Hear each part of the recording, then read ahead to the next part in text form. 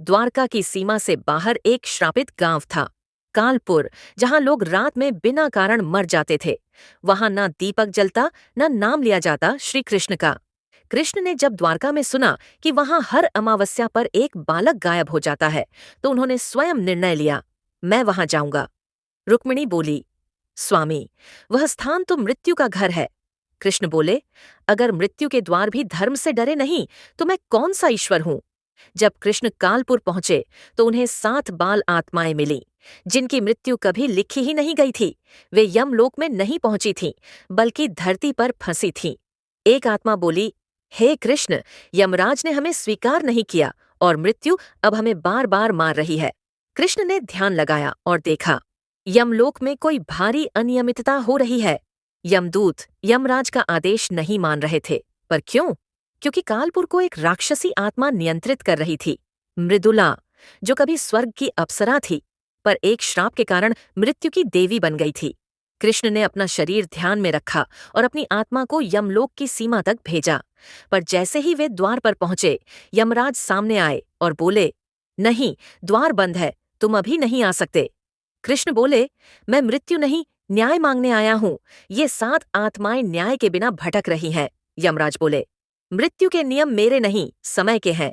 अगर तुम अंदर आए तो समय टूट सकता है। इसी बीच मृदुला ने यमलोक पर हमला कर दिया।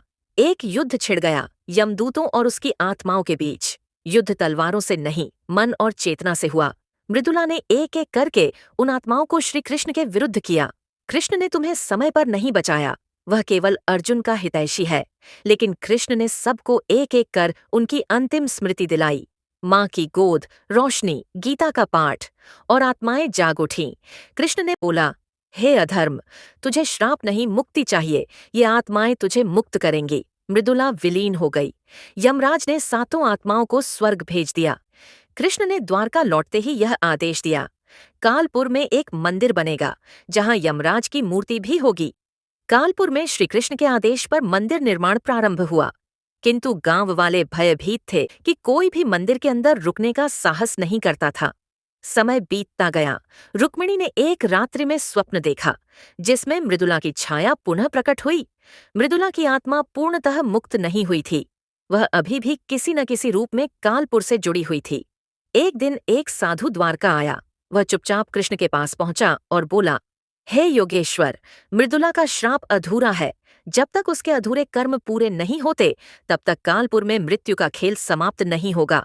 कृष्ण ने पूछा, कौन हो तुम? साधु ने सिर झुकाकर कहा, मैं मृदुला का छोटा भाई हूँ, जिसने स्वर्ग में उसकी आत्मा को रोका था।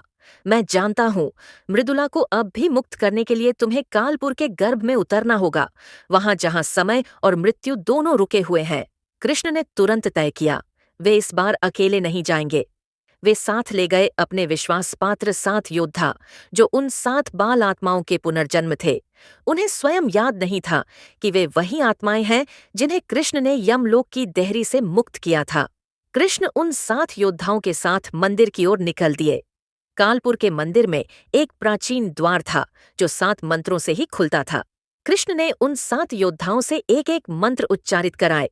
जैसे ही अंतिम मंत्र गूंजा, धरती फटी और एक काला मार्ग प्रकट हुआ। यह मार्ग था मृत्यु की अधूरी गुफा, जहां समय ठहरा हुआ था। गुफा में प्रवेश करते ही सभी की चेतना डगमगा उठी। वहां रात और दिन का कोई अर्थ नहीं था, वहां केवल अधूरी मृत्यु की गंध थी। एक एक कर वे सब भ्रम में फंसने लगे।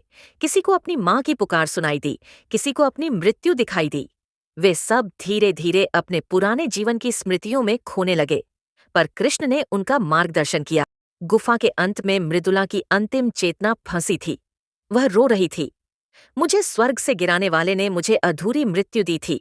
मैं मृत्यु की देवी नहीं, एक अधूरी आत्मा थी। मुझे पूर्णता चाहिए, न कि सत्ता। कृष्ण ने 7 योद्धाओं की स्मृति जगा दी। वे वही बाल आत्माएं थीं जो मृदुला के कारण मृत्यु से बंधी रह गई थीं। सभी ने मिलकर मृदुला को अंतिम शांति दी, अपनी स्मृतियों के दीप जलाए। मृदुला विलीन हो गई और कालपुर का शाप टूट गया।